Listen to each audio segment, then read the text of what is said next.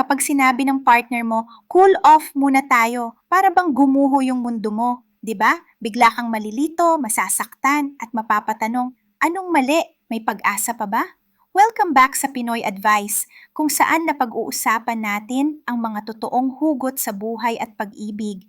At syempre, paano natin ito haharapin ng may wisdom at puso.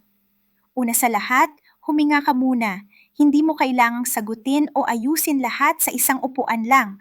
Minsan, yung cool off ay hindi ibig sabihin na tapos na. Pwede itong panahon para mag-isip, magpahinga at maghilom.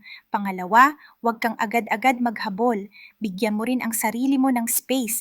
Kapag hinabol mo siya ng sobra, minsan lalo lang siya lalayo. Pero kapag pinakita mo na kaya mong maging maayos kahit magkalayo, mas makikita niya ang halaga mo.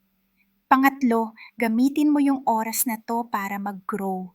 Balikan mo yung mga bagay na nagpapasaya sa'yo, kausapin mo si God sa prayer, at ayusin mo yung mga aspeto ng sarili mo na matagal mo nang napapabayaan.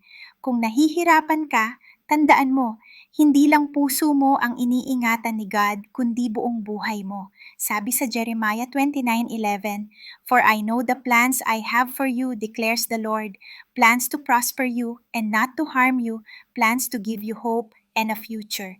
Kung siya may plano para sa'yo, kahit mag-cool off man ngayon, alam mong hawak niya pa rin ang ending. Kung gusto mo ng mas maraming ganitong advice na real talk pero may halong godly wisdom, subscribe ka na sa Pinoy Advice. At kung may hugot ka ngayon, share mo sa comments, baka ito na yung sagot sa tanong ng iba.